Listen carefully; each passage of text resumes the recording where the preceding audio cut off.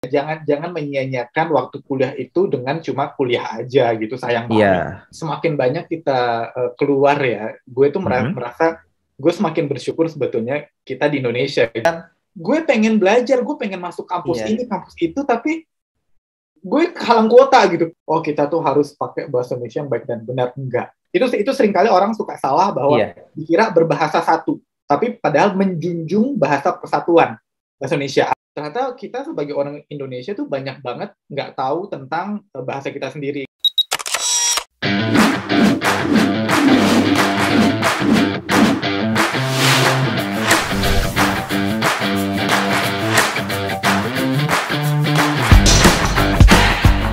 Halo teman-teman Super Stage, ketemu lagi di Super Talk episode kali ini.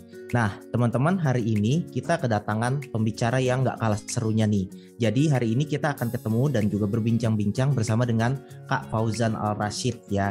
Nah, halo, selamat siang Kak Fauzan, gimana kabarnya? Hai, Ya, oke, baik-baik aja nih ya.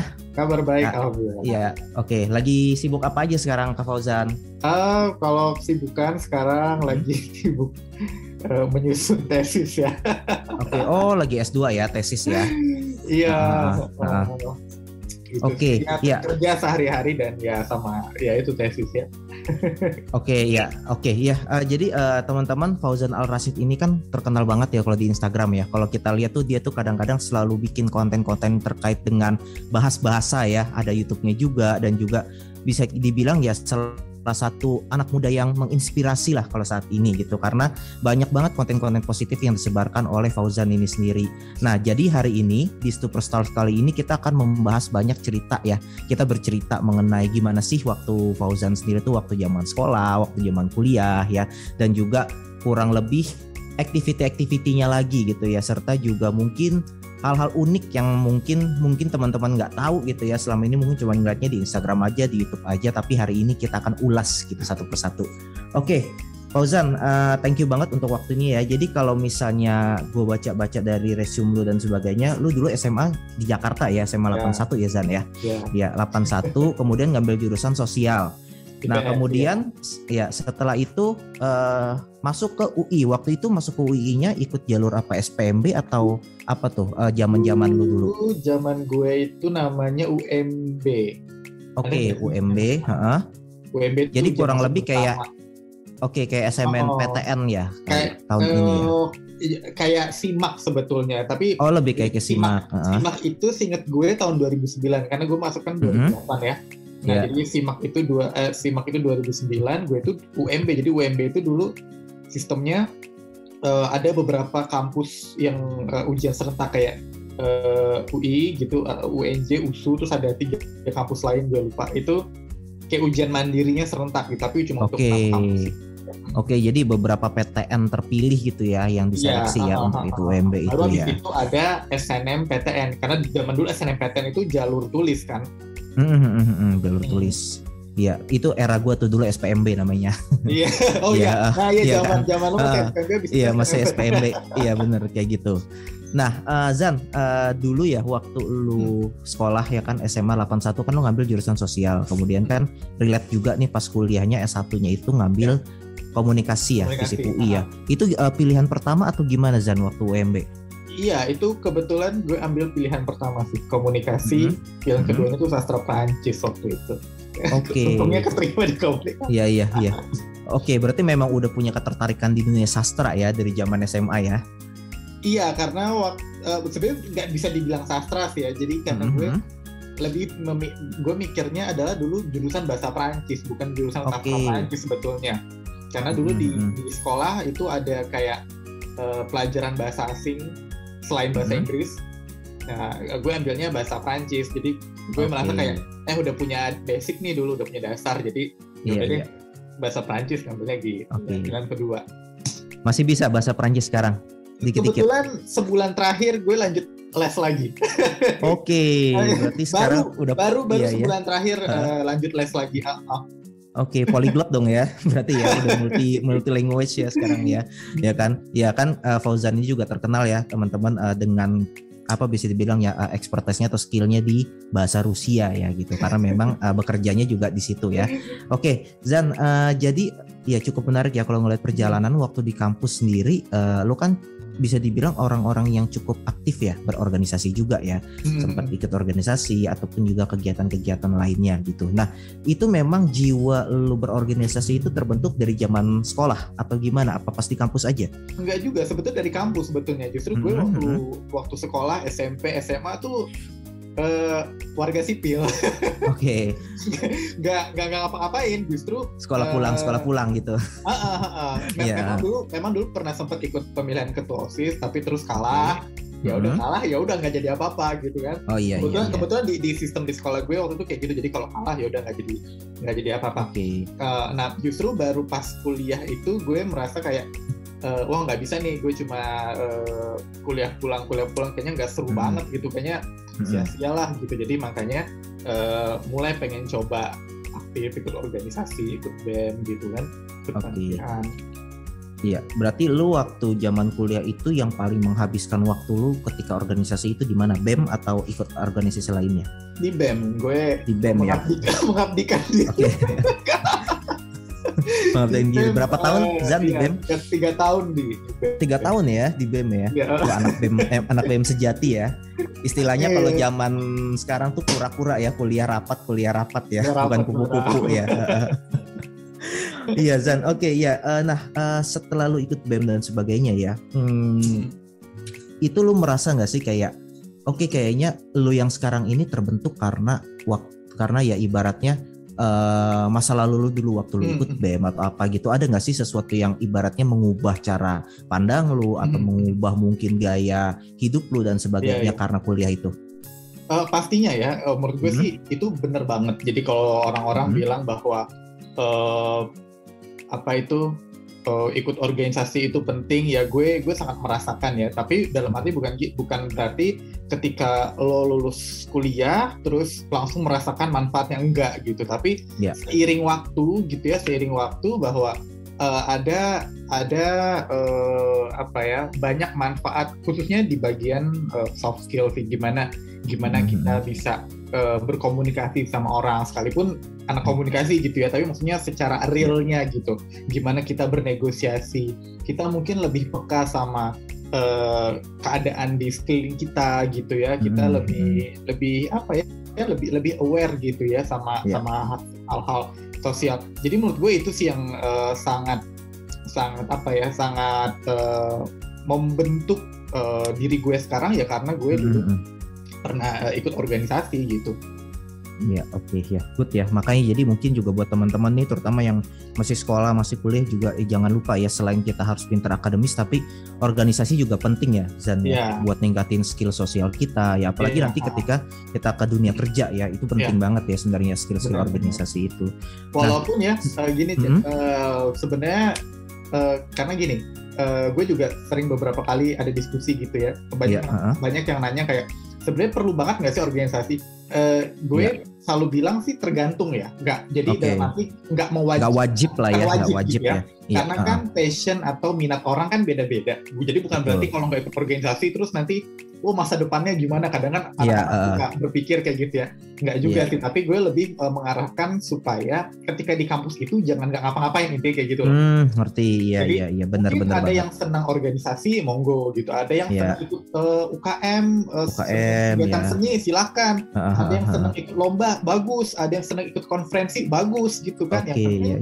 Jangan nggak ngapa-ngapain gitu. Atau ada yang senang volunteer di luar kampus, bagus gitu, itu kan juga portfolio gitu ya. Jadi lebih ke jangan menyia-nyiakan waktu kuliah itu dengan cuma kuliah aja gitu, sayang banget. Iya, benar banget ya. Jadi yang penting berkomunitas ya, bersosialisasi ya, mengambil ilmu-ilmu kayak gitu ya, Zan ya. Iya, setuju banget gua ya.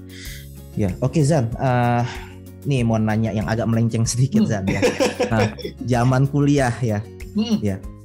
Kira-kira waktu zaman kuliah itu ada nggak sih hal yang paling membuat lu inget banget itu, kayak misalnya nih kalau gue ya dulu ya, mungkin pas zaman kuliah, kayaknya susah banget ya, misalnya kayak mau beli sesuatu kayak gitu ya, atau ngirit lah. Kadang-kadang gue pernah waktu itu zaman kuliah, waktu zaman pas lagi kuliah itu kayak gue jalan kaki ya dari Manggarai sampai Salemba rumah gue gitu ya. Serius? Karena misalnya gue udah kehabisan duit banget kayak gitu ya. Ya kalau zaman kuliah kan gitu dulu ya. Ibaratnya waktu banyak uang kurang gitu kan ya. Nah zaman kuliah itu ada nggak sih suka duka yang ibaratnya masih keinget banget sampai sekarang gitu di lu ya? Baik itu lo berorganisasi kah atau misalnya lo dalam akademis atau apa gitu yang paling lo inget banget kira-kira pas di zaman kuliah? Iya, kalau hal yang berkesan sih banyak ya. Banyak termasuk waktu gue di BEM juga, misalnya waktu masih jadi staff lah dulu kita bikin tryout di BEM gitu. Tapi di situ gue jadi project officer, jadi ketua pelaksana. Jadi PO-nya. Jadi PO gitu kan.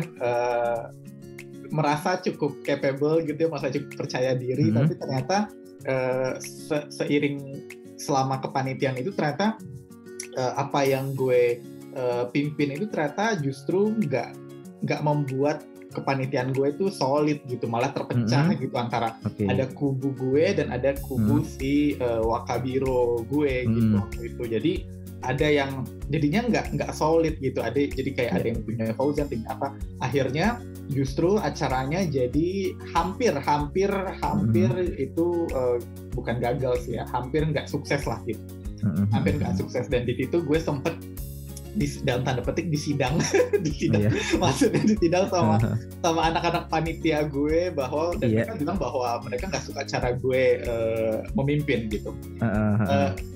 Bukan kenangan yang bagus sih, maksudnya kayak itu rasanya kayak anjir gitu kan.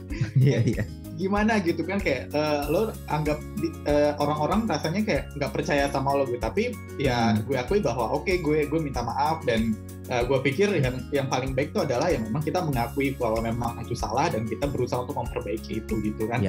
Dan justru dari situ gue jadi belajar untuk jadi orang yang lebih lebih baik dalam memimpin sesuatu gitu. Makanya di tahun berikutnya gue berani untuk lanjut lagi gitu, karena sebetulnya ya karena ada pengalaman itu. Oke, menarik ya. Jadi kayak pengalaman yang jadi pembelajaran akhirnya ya, Zan ya. Iya. Nah Zan, ini kan mungkin ini gue nggak tahu ya. Mungkin kadang-kadang kan kalau ada ya ketika kita memimpin sesuatu atau misalnya kita lagi aktif di sesuatu hal kan mungkin ada aja ya omongan-omongan orang di belakang kita kayak gitu Zan ya, yang misalnya oh mungkin Fauzan begini nih kayak gitu ya. Dan ini segelintirnya gitu ya yang mungkin gua tahu juga gitu ya, dengar kan kalau lu tuh dulu tuh orangnya katanya cukup ambisius dan juga perfeksionis kayak gitu ya. Nah ya itu yang segelintir orang bilang kan gitu kan. Nah dari ya maksud gua, tapi gimana lu menanggapi itu kayak gitu Zan, apalagi misalnya ya gimana sih caranya lu bisa ya gue tetap aja jadi diri gue sendiri gitu, gue nggak peduli dengan orang lain. Itu gimana cara lu mentackle-nya hal-hal seperti itu Zan ya, dengan omongan-omongan orang yang ya mungkin mereka nggak tahu lu sebenarnya kayak gitu ya. Pasti banyak ya. Kalau gue sebetulnya lebih bukan masa bodoh banget gitu ya sebenarnya. Gue tetap mencoba mengevaluasi apakah memang itu sesuatu yang perlu gue dengar atau enggak. Kalau gue sangat khususnya soal ambis dan perfeksionis itu benar banget, dan dalam beberapa hal gue sendiri merasa kerepotan gitu. Akhirnya akhirnya di situ tapi memang itulah, jadi karena kita ikut berorganisasi, akhirnya karena berorganisasi itu mengajarkan gue sebetulnya untuk percaya sama kemampuan orang lain gitu. Ya lo nggak bisa memimpin dan melakukan itu semuanya, justru karena kenapa kita berorganisasi, karena kita berlatih untuk bisa percaya sama orang lain, mendelegasikan kepercayaan kita kepada orang lain gitu. Dan nggak ada sesuatu itu yang 100% sempurna, dan kalaupun nggak sempurna ya nggak apa-apa gitu loh. Jadi ketika ada omongan-omongan seperti itu, kadang memang ada yang gue ya bodo amat, kalau dalam arti gue pikir gue memang berada di jalur yang tepat. Tapi kalau ada hal-hal yang gue pikir gue sadar bahwa emang diri gue seperti itu sih, dan apakah itu baik atau enggak, ya itu akhirnya gue coba evaluasi lagi gitu. Sedikit-sedikit akhirnya gue kurangi, karena gue paham bahwa banyak hal-hal yang itu akhirnya bikin gue repot sendiri gitu. Ya, tapi nggak baperan ya berarti ya Zan ya dulu ya? Enggak sih, enggak ya. Oke. Oke, iya. Ya menarik ya, maksudnya kalau dilihat dari zaman kampus sampai sekarang ya banyak lah ya maksudnya hal-hal yang kita laluin dan juga ya ibaratnya ngebentuk diri kita seperti sekarang gitu Zan ya. Ya. Nah Zan, sekarang kita beralih lagi gitu, melangkah lagi lebih lanjut gitu ya. Jadi setelah lu selesai tadi dari kuliah S1 ya kan, lu akhirnya sempet, kalau yang gue tahu itu lu ikut sekolah atau apa ya ke Rusia ya waktu itu ya. Soalnya kan gue lihat beberapa kali postingan lu dan sebagainya itu kan kayaknya memang lu sempat di Rusia itu dalam rangka apa kuliah kerja atau apa? Enggak sampai kuliah ke sana. Oke. Jadi itu lebih karena tahun-tahun awal 2014-2015 itu karena memang ada urusan pekerjaan sih, urusan kantor, karena kan memang udah kerja di media Rusia ini. Iya. Nah, jadi Bion ya tahun namanya mereka ada biasanya ada Russia Bion, mereka ada annual meeting gitu. Jadi kayak meeting tahunan dengan seluruh edisi. Nah, di situ gue kesana lah gitu. Dan ya kesana ya sekaligus ya akhirnya ya jalan-jalan juga kan biasa. Nah, tapi setelah tahun-tahun berikutnya ketika gue udah mulai akhirnya mengenal lebih banyak punya lebih baik relasi gitu ya, relasi orang-orang Rusia, komunitas Rusia di sini, akhirnya selalu aja ada kadang kesempatan untuk dipanggil ke sana di luar pekerjaan gitu. Di luar pekerjaan, tapi memang biasanya itu konteksnya adalah kalau nggak pekerjaan atau konferensi gitu. Konferensi, iya. Konferensinya terkait dengan apa? Dengan linguistik gitu? Enggak, tentang jurnalistik. Oh, lebih ke jurnalistiknya ya. Media, ya. Biasanya gitu. Nah, ini cukup menarik ya Zan ya. Maksudnya lu dari dunia komunikasi, kemudian tadi lu bilang lu sempat tertarik dengan sastra Prancis ya kan. Nah, terus tiba-tiba kecemplung di Rusia. Nah, ini gimana ceritanya Zan? Jadi tiba-tiba lu bisa menjadi editor di Russian Bion. Tiap orang nanya juga gue selalu bilang ini kayak emang udah jalan hidup gue ke sini gitu ya. Jadi kalau gue cerita mungkin agak panjang, tapi intinya adalah dulu waktu kuliah gue punya teman orang Rusia. Dia belajar dia lagi belajar bahasa Indonesia di BIPA FIB ya dulu ya. Nah, gue kenalan lah dia di stasiun waktu itu. Dari situ intinya jadi teman baik, walaupun nggak selalu ketemu gitu ya. Setahun berikutnya dia balik ke Rusia lagi. Masih kadang suka chat aja di Facebook gitu, komen-komen. Ketika gue udah hampir 2 tahun kerja setelah lulus, dia ternyata kerja di perusahaan ini sekarang, di Russia Bion itu. Dan waktu itu tahun 2013 mereka baru buka edisi Bahasa Indonesia. Nah, dia cari editor. Niatnya sih mau cari yang editor berpengalaman, yang senior, kayak mungkin ya macam kayak editor Kompas, Tempo gitu ya. Ya pokoknya yang sudah senior lah gitu. Nah, ya gue kan nggak punya background apa-apa gitu. Ya memang anak-anak jurnalistik, tapi sebelumnya gue cuma di TV kabel gitu.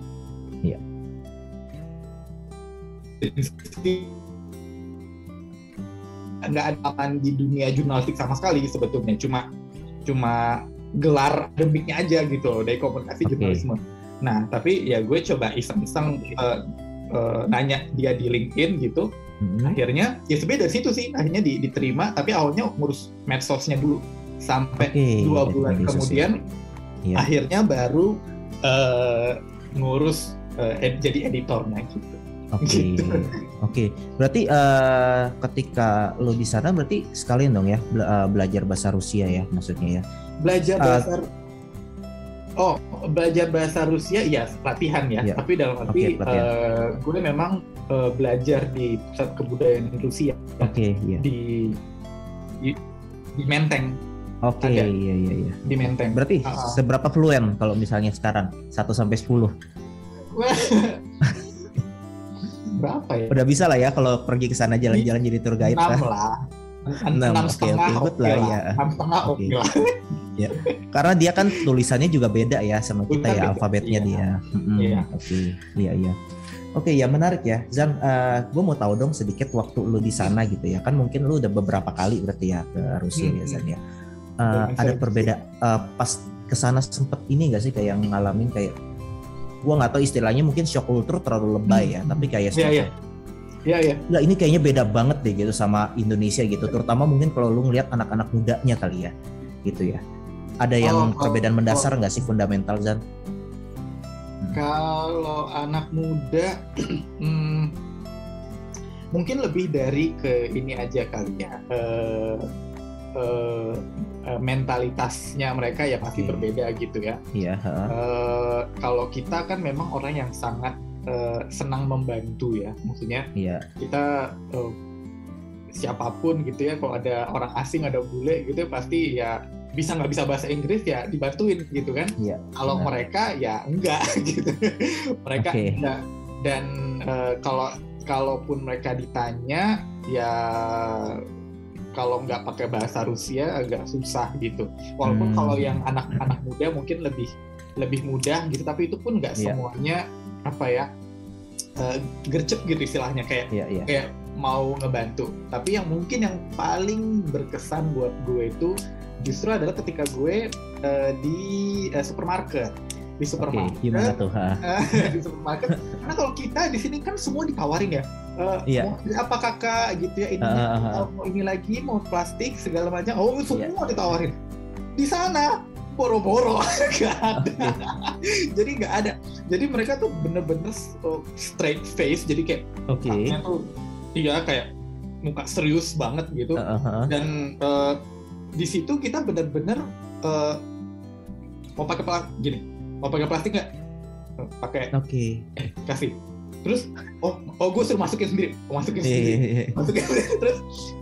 Terus dia bilang harganya pakai bahasa Rusia gitu. Berapa? Berapa? Dan dia ngomongnya cepet banget. Cepet banget. Kaku banget ya. Dan akhirnya kayaknya agak bete gitu ya, akhirnya dia nunjukin kalkulatornya nih, segini. Kan gue jadi grogi. Iya. Terus gue mau ngambil uang berapa nih, terus intinya dia kayak nggak sabar. Jadi orangnya emang agak-agak nggak sabar, dan akhirnya berpikir bahwa wah kayaknya emang bener ya orang Indonesia tuh ramah gitu ya. Semua ditawarin. Jadi kayak service pelayanannya gitu ya. Iya. Beda banget. Itu ya berarti yang udah terbiasa. Iya benar. Iya sih. Iya mungkin itu ya maksudnya yang jadi perbedaan mendasar. Kalau kita ini ya cukup meramah ya, karena mungkin budaya kita kali ya yang ngebentuk. Iya betul. Iya. Nah jadi nggak ada tertarik nih untuk lanjut kerja atau netap di sana? Kalau netap kayak gue masih mikir. Ini juga menarik loh. Jadi kita gini, jadi ya semakin banyak kita keluar ya, gue tuh merasa gue semakin bersyukur sebetulnya kita di Indonesia gitu loh. Jadi banyak banget kayak ternyata emang di Indonesia tuh udah paling bener gitu. Terlepas dari kondisinya ya, tapi maksud gue dari segi geografis, lingkungan.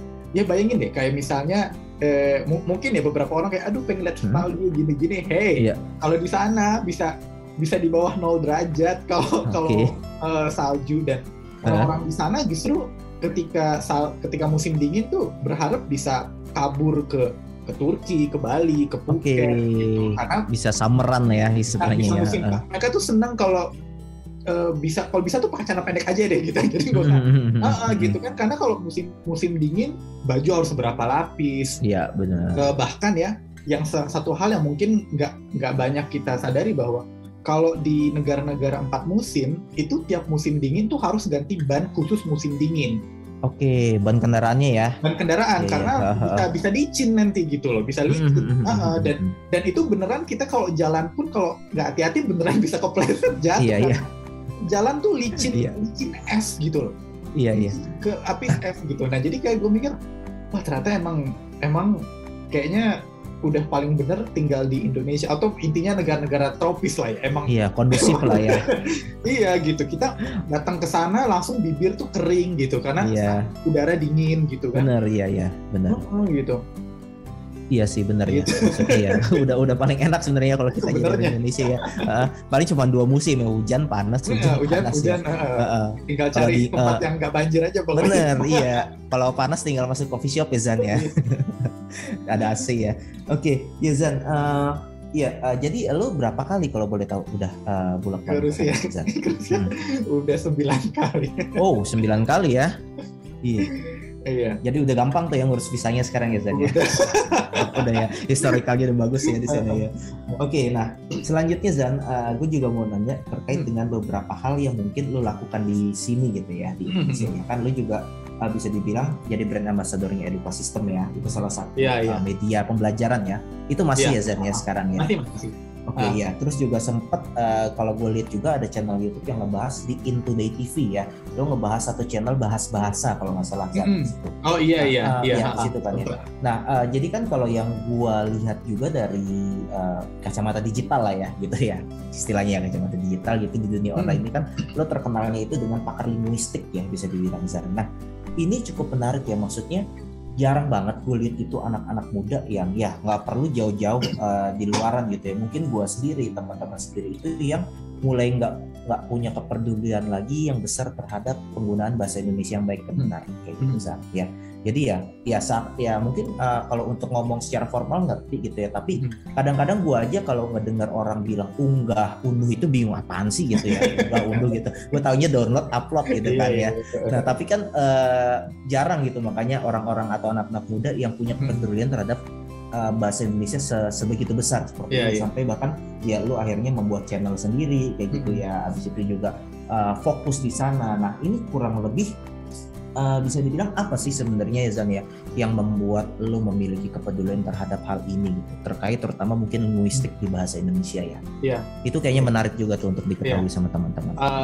Soal yang channel itu yang si Intoday itu sebetulnya itu kayak ada sebuah media baru dan mereka waktu itu minta gue untuk coba isi kayak bikin satu program soal bahasa gitu. Bukan punya gue sih, tapi memang itu ada satu media baru. Kenapa akhirnya punya kepedulian? Karena sebetulnya lebih karena akhirnya gue terjun di media ini sih, di media. Jadi gue mengedit gitu ya, gue editing tiap hari. Cuma karena memang mereka sebagian besar adalah orang Rusia dan mereka mempercayakan kualitas edisi bahasa Indonesia ini kepada gue gitu ya, gue berusaha untuk memberikan konten yang sebaik mungkin gitu ya, sesuai dengan apa yang dulu dosen-dosen di kampus ajarkan gitu. Nah dari situ sebetulnya semakin banyak akhirnya gue kan bukan cuma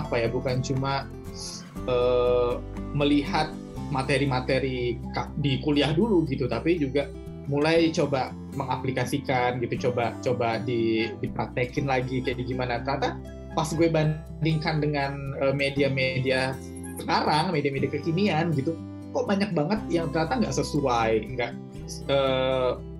cara penulisannya salah. Nah dari situ gue merasa kayak ternyata gue punya kesempatan nih sebetulnya dengan gue bekerja di sini untuk mempraktekkan apa yang dulu dosen-dosen gue ajarkan gitu. Nah dari situ akhirnya gue mulai banyak tambah tahu, akhirnya belajar sendiri lagi, seperti belajar sendiri. Tapi baru gue bisa bilang baru kayak mulai ada jiwa kayak pengen sharing gitu ya. Itu sebetulnya lebih karena waktu itu sekarang gue kan juga ikut ngajar di vokasi. Iya, jadi dosen juga loh ya. Jadi dari tahun 2018 itu gue ikut ngajar, tapi praktik ya, pengajar praktik di vokasi. Relation ya dulu ya. Bukan dosen, tapi sebutannya pengajar praktikum lah gitu ya. Nah, di situ gue ngajar teknik penulisan. Nah, di situ gue seneng lah itu gue berbagi apa yang seharusnya, gimana cara menulis gitu kan buat anak-anak humas vokasi. Nah jadi di situ akhirnya gue mulai memanfaatkan ke Instagram karena gue nge-follow mereka nih, gue nge-follow semua mahasiswa gue dan mereka pasti nge-follow gue. Nah jadi gue maunya ketika mereka buka Instagram gitu ya, oh ada Mas Fauzan, kan manggilnya Mas jadi Mas Fauzan, bukan Kak Fauzan ya? Bukan Kak Mas Fauzan. Iya. Update stories nih apa nih? Oh ternyata mungkin tentang bahasa Indonesia, tentang sesuatu. Jadi niat awalnya itu adalah gue pengen berbagi sama mahasiswa gue sendiri gitu. Gitu. Awalnya sih dari situ sih. Jadi dan karena gue merasa bahwa ternyata kita sebagai orang Indonesia tuh banyak banget nggak tahu tentang bahasa kita sendiri gitu. Kita seringkali menganggap bahwa bahasa kita tuh mudah dalam arti untuk percakapan iya, tapi ketika itu dijadikan bahasa formal untuk menulis deh. Susah sih. Benar, iya. Gitu. Iya, gue setuju banget sih. Bahkan kadang-kadang makanya kalau di UN bahasa Indonesia bisa lebih jelek dibanding matematika ya. Biasanya gitu ya. Yang paling tinggi karena kita menyepelekan bahasa Inggris biasanya. Benar, iya. Karena kita kadang menyepelekan ya penggunaan bahasa ini gitu. Iya, tapi ini sangat bagus sih ya. Maksudnya gue berharap juga orang-orang yang seperti itu banyak juga ya punya kepedulian terhadap satu isu ya yang terkait anak-anak muda, penggunaan bahasa seperti itu, terjun dengan penggunaan bahasa seperti ini, menarik banget.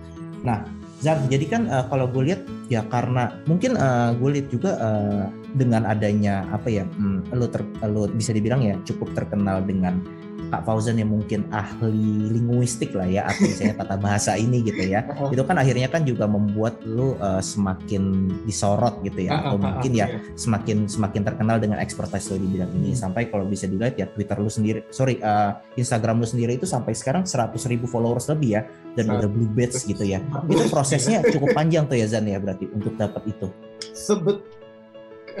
How you grow followers deh, gimana akhirnya lu bisa membangun ini menarik. Jadi sebetulnya itu belum sampai 2 tahun bahkan. Belum sampai 2 tahun. Jadi sebetulnya gue mulai gencar itu adalah ketika awal 2020, bahkan saat itu belum ada deklarasi pandemi ya. Jadi awal tahun lalu banget ya. Awal 2020 Januari itu gue mulai mulai konsisten nih, pengen paling nggak seminggu sekali share. Dari situ mulai pelan-pelan ada followers baru gitu ya. Terus gue coba pakai ads juga, iklan ads di Instagram karena gue pengen coba untuk expand, pengen memperluas gitu kan, karena gue merasa gue pengen berbagi sesuatu yang bagus kok, kenapa nggak ada orang yang tertarik gitu kan. Nah tapi momennya itu justru ketika bulan April. Nah jadi bulan April itu anak-anak SMA yang mau UTBK, ujian tulis berbasis komputer untuk masuk PTN itu kan dibatalkan. Jadi karena kita udah pandemi tuh sifatnya, udah pandemi, kita semua di rumah gitu kan. Nah yang harusnya tadi bulan April itu ujian diundur jadi bulan Juli. Nah di UTBK itu ada 2 ujian, satu TPA itu tes potensi akademik ya. TPS tes potensi skolastik ya, bahasa Indonesia, bahasa Inggris, matematika, dan TKA tes kompetensi akademik yang itu ada kemampuan IPA atau IPS. Nah 2020 yang karena kita pandemi, yang ini dihapus, jadi tinggal TPS. Jadi yang tadinya nggak mau belajar bahasa Indonesia otomatis harus belajar bahasa Indonesia karena nasibnya bergantung pada 3 hal ini, bahasa Indonesia, bahasa Inggris, matematika. Iya kan? Kalau cuma UN dulu ya. Iya kan? Udah matematika nggak bisa, cuma ngadain bahasa Inggris, bahasanya nggak bisa, apa bisa mau masuk PTN? Wah, panik dong orang-orang.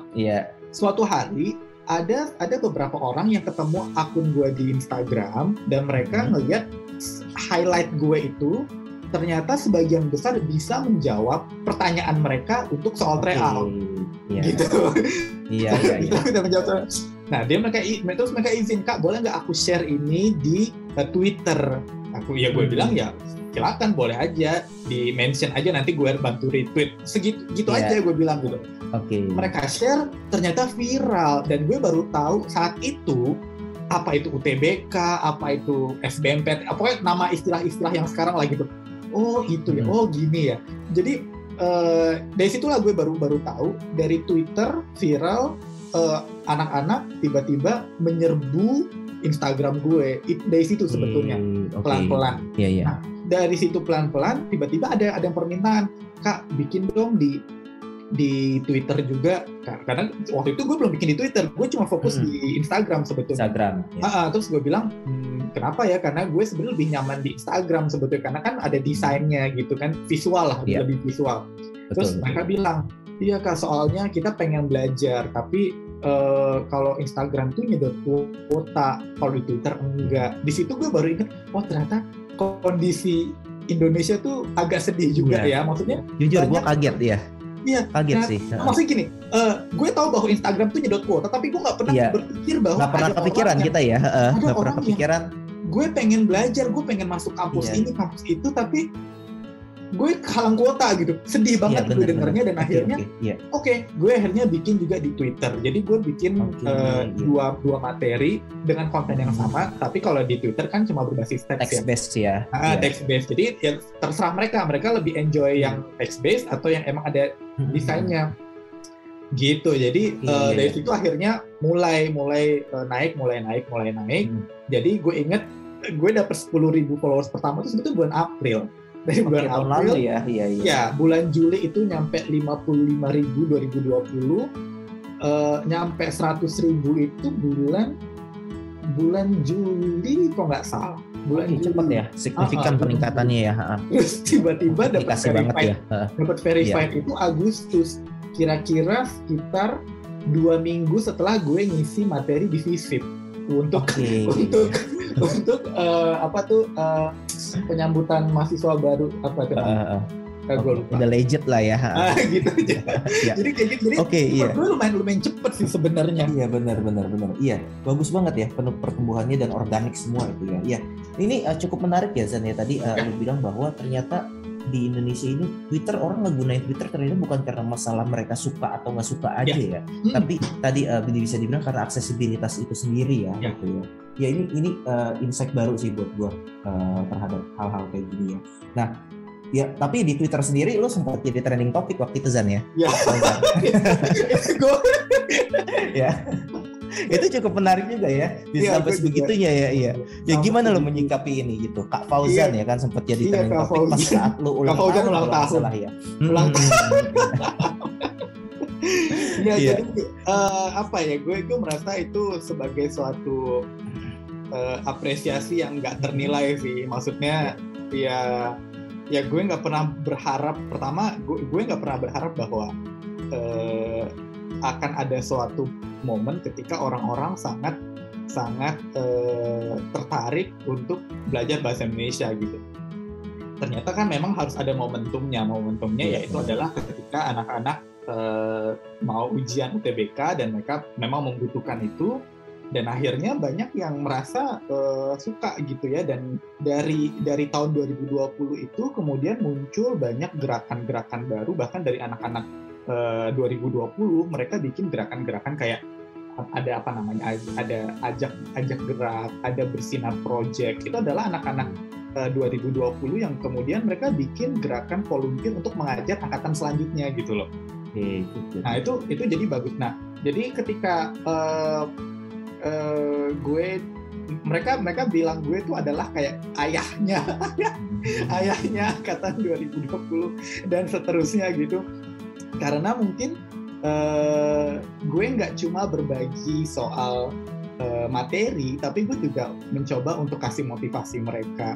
Sesuatu sebetulnya yang sangat, ketika gue flashback lagi, itu adalah dunia gue ketika gue masih kuliah sebetulnya. Ketika gue dulu roadshow di Proker Graffiti tryout gitu ya, gue roadshow ke sekolah-sekolah, ke SMA, presentasi, yuk ikutan ya, walaupun itu intinya nggak jual tiket ya, tapi kita juga memotivasi anak-anak supaya ayo ikutan, supaya belajar, nanti masuk ini, masuk itu, mengencourage.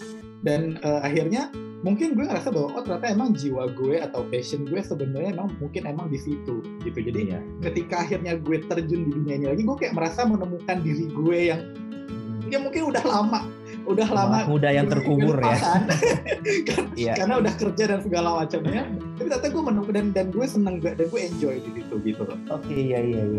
Ya bagus banget ya, maksudnya bisa menemukan sesuatu yang lo sukai dan juga bisa menjadi suatu profesi ya, atau ya bisa memberikan kontribusi juga buat orang ya, bonus lah itu semua ya. Oke, ya Zan, thank you banget gitu, maksudnya jadi tadi kita udah berbicara banyak ya mengenai mulai dari zaman sekolah gitu, kuliah ya kan, sampai kerja, sampai akhirnya lu punya fokus sekarang itu di bagaimana mengembangkan tadi ya linguistik mungkin ya gue bilang ya, atau kata bahasa Indonesia yang benar-benar terutama ke anak-anak muda. Lu juga kalau salah kan di channel YouTube lu sendiri gitu ya, gue lihat ada beberapa konten terkait dengan persiapan UTBK dan sebagainya ya menurut itu bagus banget gitu ya buat teman-teman. Jadi teman-teman bikin kelas ya, karena mereka request kayak bikin kelas dong, cuma kan karena gue kan gue dari awal nggak memosisikan diri sebagai guru gitu ya, tapi gue lebih ke sharing aja, jadinya makanya gue ya kadang, jadi gue waktu itu bikin kelas kayak H-30, H-15, H-7 sebelum UTBK, dan gue kasih materi-materi yang gue anggap pasti keluar, dan ini cara mudah untuk menjawabnya seperti apa. Dan ya tapi lebih fokus di Indonesia berarti ya Zan ya? Iya, lebih fokus di Indonesia karena yang bahasa Inggris sudah banyak. Jadi gue di Indonesia aja, dan waktu itu juga sempat ketemu sama Ivan Lanin, sempat juga. Ivan Lanin. Senang juga ngobrol-ngobrol sama dia, dan dia bilang kayak kita itu pasarnya beda, Kak Fauzan, dia bilang, dia manggilnya Kak Fauzan, manggilnya kita beda. Kalau saya itu lebih ke orang-orang profesional, dan saya nggak mungkin bisa menjangkau anak-anak ini gitu, dan dia bilang bahwa justru kehadirannya Kak Fauzan di sini justru bisa menjembatani gitu ya untuk anak-anak muda supaya lebih suka sama bahasa Indonesia gitu, sesuatu yang nggak mungkin bisa saya jangkau, dia bilang gitu loh. Gitu, jadi ya senang juga gitu, jadi makin termotivasi. Iya, jadi makin bisa menjangkau juga ya dengan style kita gitu ya, dengan style lu sendiri gitu, bisa menjangkau anak muda, dan itu bagus banget menurut gua. Nah, ya berharap sih maksudnya untuk kegiatan ataupun juga fokus lu itu terus tetap bisa dijalankan ya Zan, biar juga anak-anak muda Indonesia ini bisa terinfluence dengan positif gitu dengan konten-konten yang lu share sendiri gitu. Oke Zan, mungkin sebagai penutup gitu ya, sebelum kita berakhir, gue mau tahu dong sedikit kurang lebih mimpi lu sendiri gitu terhadap anak-anak muda di Indonesia, terutama anak-anak sekolah, anak-anak kampus ya, di tengah pandemi sekarang gitu ya, kurang lebih apa sih menurut lu harapan lu gitu ya dengan kegiatan-kegiatan yang lu bangun saat ini gitu ya, nextnya itu menurut lu kayak gimana mimpi lu sendiri buat anak-anak? Gue melihat bahwa sebetulnya generasi Z ini ya, kalau kita ngomong generasi Z, generasi Z adalah generasi yang sering kali disalahpahami gitu sama orang dewasa, bahwa mereka itu mungkin orang-orang anak-anak yang spoiled gitu, mungkin dalam beberapa hal iya, dan karena mereka orang-orang yang bisa disebut adalah digital native juga gitu. Tapi di satu sisi gue melihat bahwa ini adalah orang-orang yang sangat orang-orang pejuang banget gitu. Mereka itu orang-orang yang benar-benar bisa beradaptasi gitu. Jadi bayangkan ketika angkatan 2020 itu mereka ditutup aksesnya, nggak bisa bimbel, nggak bisa sekolah, nggak bisa ketemu orang-orang, nggak bisa ikut prom, nggak bisa bikin foto buku tahunan dan segala macam.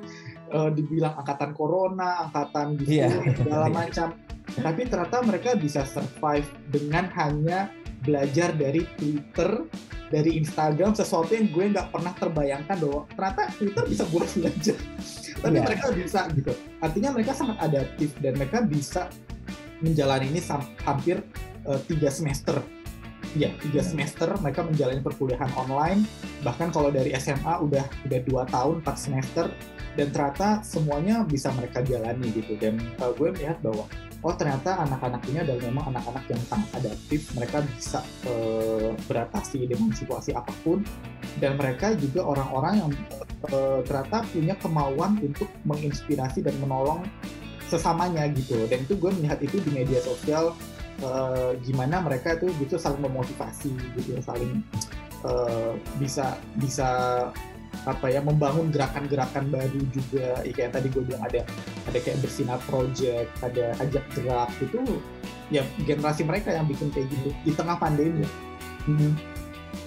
Oke, ya satu pesan buat Strooper Stage nih buat teman-teman di rumah gitu yang lagi nonton ini dari Kak Fauzan ya. Oh, pesannya ya. Iya, pesan. Oke, iya. Kita harus bangga sama bahasa Indonesia. Kalau menurut gue, kita harus bangga bahasa Indonesia. Dan satu hal yang mungkin seringkali orang salah paham bahwa kita tuh harus pakai bahasa Indonesia yang baik dan benar. Enggak. Bahasa Indonesia yang baik dan benar itu adalah bahasa yang dipakai sesuai dengan konteksnya. Bukan berarti kita harus ngomong pakai bahasa baku. Kayak gini kan kita nggak ngomong pakai bahasa baku kan. Tapi maksudnya kita ngomong sesuai dengan konteks situasinya gitu. Dan, benar. Gitu. Jadi tapi biar gimana pun alangkah lebih baik kalau kita lebih mendahulukan bahasa Indonesia daripada bahasa asing gitu. Karena sesuai dengan amanat dari Sumpah Pemuda kita kan menjunjung tinggi bahasa persatuan bahasa Indonesia, bukan berbahasa satu. Ya, itu seringkali orang suka salah bahwa dikira berbahasa satu, tapi padahal menjunjung bahasa persatuan bahasa Indonesia. Artinya kita tidak menghapus atau mengenyampingkan bahasa daerah, tapi kita paham bahwa yang harus dijunjung, yang harus didahulukan, diutamakan itu adalah bahasa Indonesia. Gitu, karena itu yang menyatukan kita dari Sabang sampai Merauke itu. Oke, ya. Setuju banget nih untuk kata penutupnya. Oke, thank you banget ya Fauzan. Ya, kita akhirnya sampai di akhir sesi ya untuk di Strooper Style kali ini. Jadi teman-teman ya para Strooper Stage di sini kita udah banyak banget ya dapat informasi dari Kak Fauzan yang terkait dengan waktu zaman-zaman dunia, sekolahnya, kuliahnya, suka dukanya ya. Bahkan sampai akhirnya membentuk Kak Fauzan bisa menjadi seorang pakar linguistik bisa dibilang di sini dan menginspirasi kita semua. Sejujurnya belum jadi pakar. Lagi S2 kan ya kan, lagi S2 ya, lagi tesis ya, sebentar lagi akan menjadi pakar linguistik gitu ya. Jadi ya semoga teman-teman yang nonton juga nanti di Strooper Style kali ini bisa terinspirasi ya, terutama juga dengan apa yang udah dilakukan oleh Kak Fauzan ya tadi ya, beberapa pesannya yang udah disampaikan juga ya, jangan melupakan bahasa Indonesia ya. Jadi intinya bukan menjadi satu bahasa tetapi menjunjung tinggi bahasa persatuan kalau istilahnya di Sumpah Pemudanya gitu ya. Oke, thank you banget sekali lagi Fauzan buat waktunya ya, di tengah kesibukannya kali ini masih mau berbagi dengan teman-teman semua di Strooper Stage kali ini. Dari gue mengucapkan terima kasih sekali lagi ya, dari tim Strooper Stage mengucapkan terima kasih buat Fauzan untuk waktunya, dan sampai ketemu lagi kita nanti di podcast berikutnya. Terima kasih ya Fauzan. Bye. Bye.